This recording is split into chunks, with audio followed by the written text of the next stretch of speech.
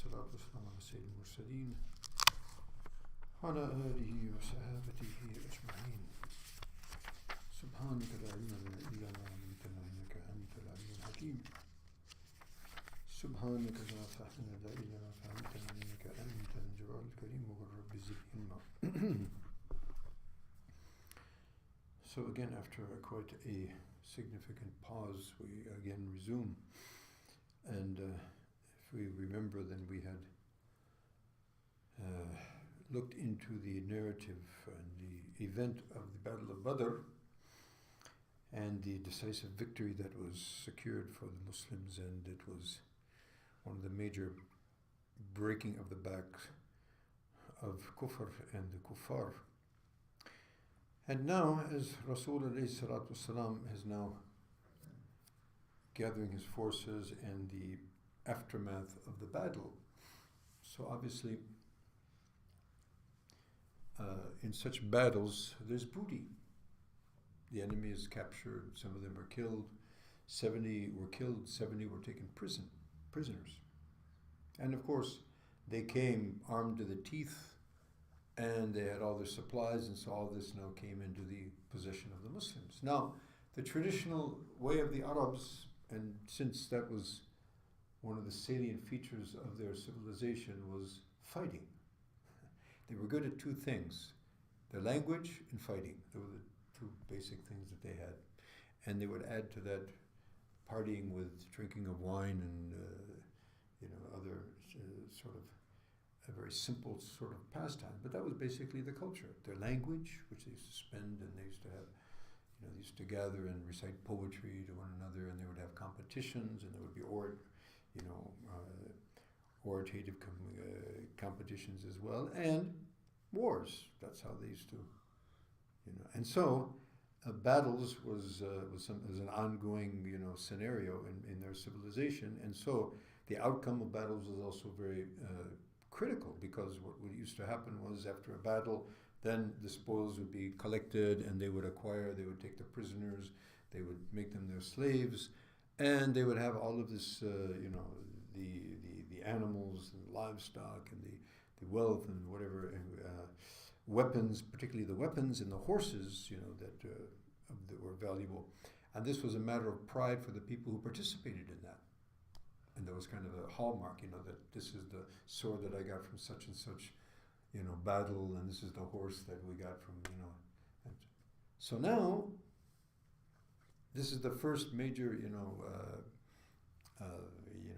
the major victory in such a major, large-scale battle for the Muslims, and so we were faced with the same scenario. So, according to the status quo, the booty used to be the people who got it, who collected it, it was theirs. And particularly those who, were outstanding, then they would, take more, and that would be sort of a prize, and it would be sort of a remembrance that they would be remembered by that.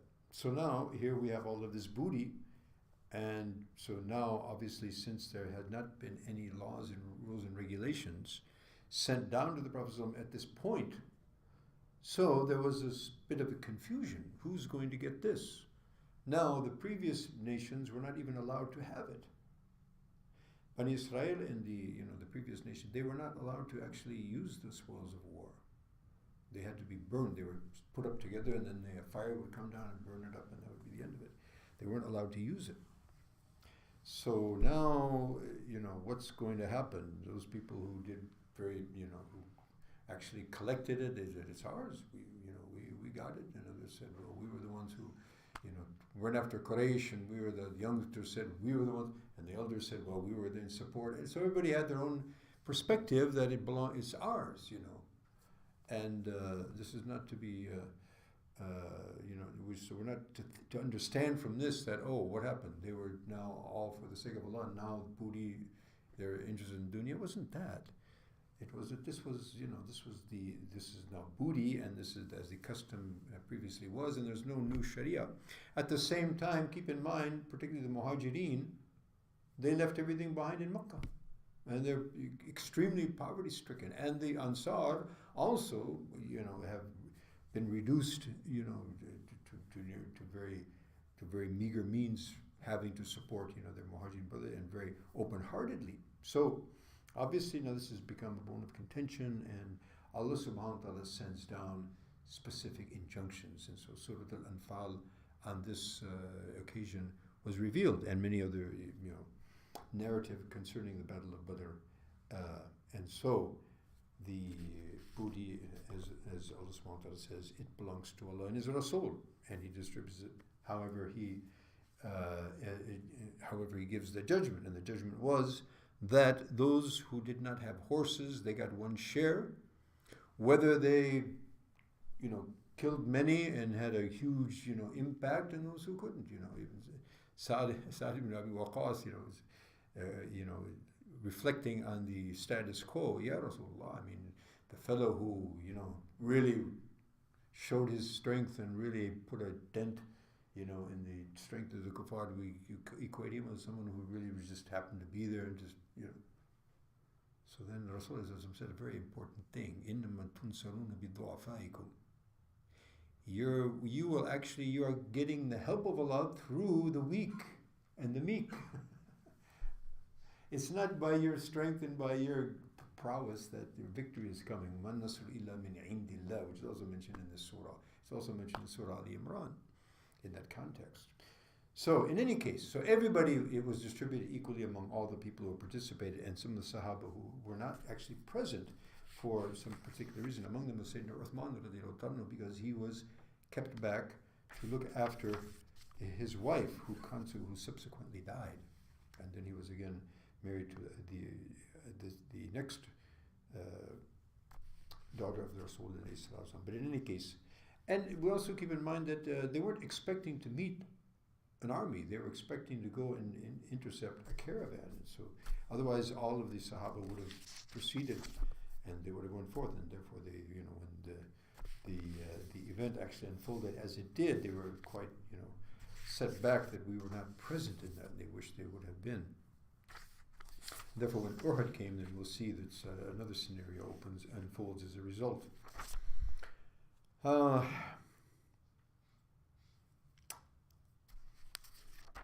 Some interesting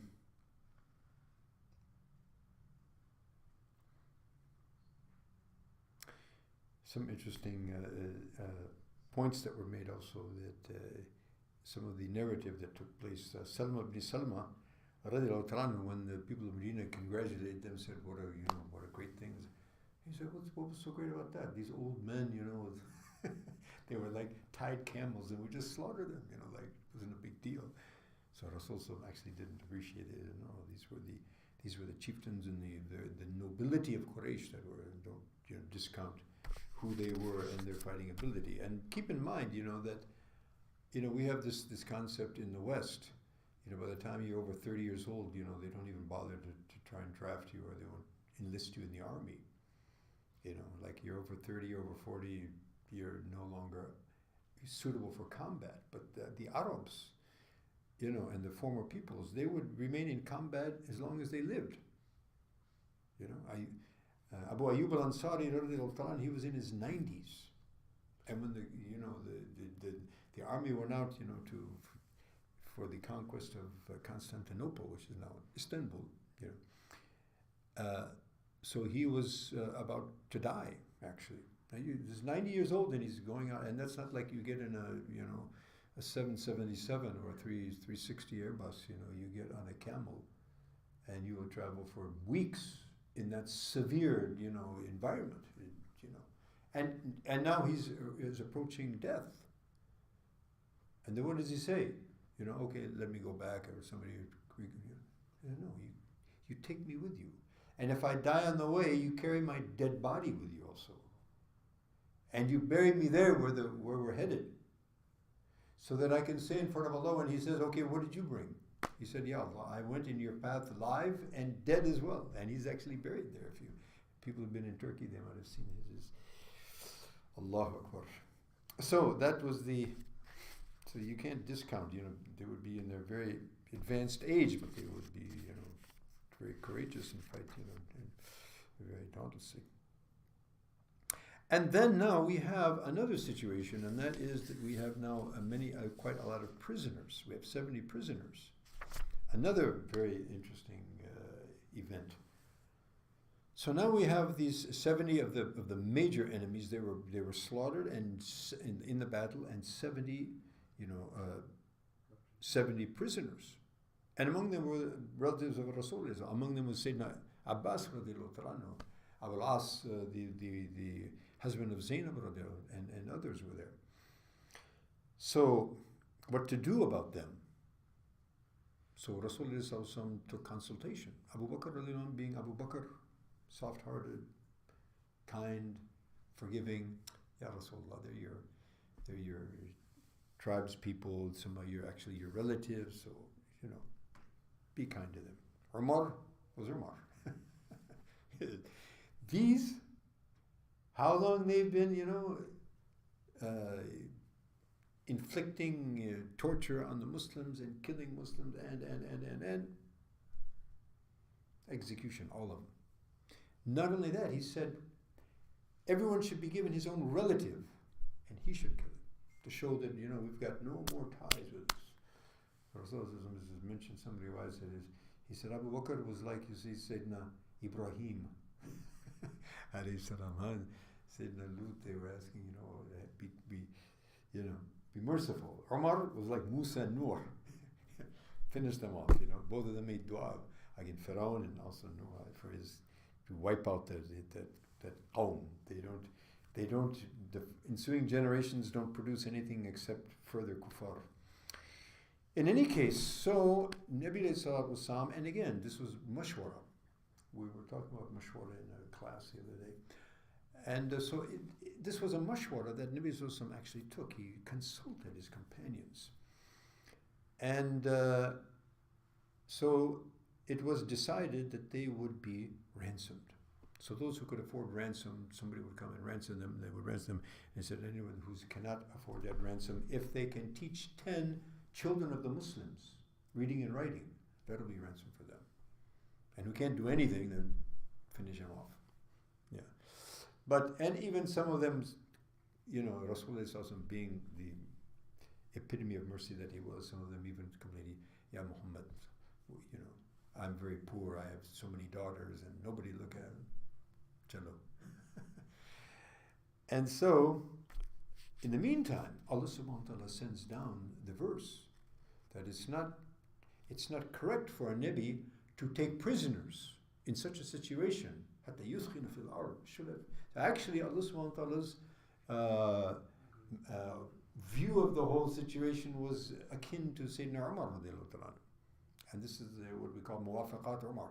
There's been a number of instances when Umar radiallahu anhu, his saying or his opinion was further collaborated and verified by the Tanzil, by the Quran itself. SubhanAllah. And therefore, Nabi sallallahu alaihi wasallam says, had there been a prophet after me, it would have been Umar. In any case, and furthermore, Allah subhanahu wa ta'ala mentions in that ayat that had it not been for a previous decision from Allah subhanahu wa ta'ala, then the adab would have come. And in fact, Nabi sallallahu alaihi wasallam said that he saw the adab coming down almost like as close to this tree that was right near where they were sitting.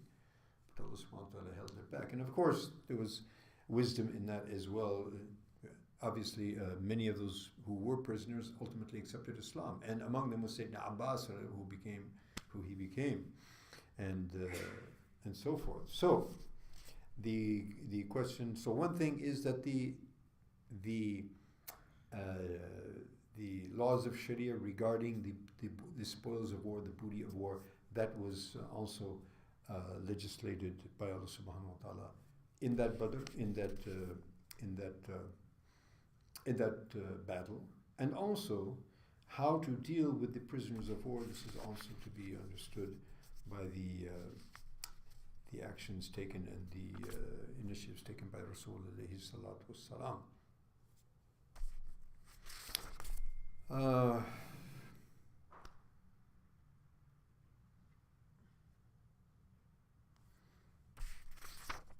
We still have a few more points, inshallah, for the next. We're already lost about half of our group, so inshallah. We'll continue, as they say in Arab, hadithi baqiya, and we'll continue this and finish up this particular section, inshallah, in our next meeting, inshallah ta'ala. Subhanakallah wa bihamdika. Ashhadu an la ilaha illa anta astaghfiruka.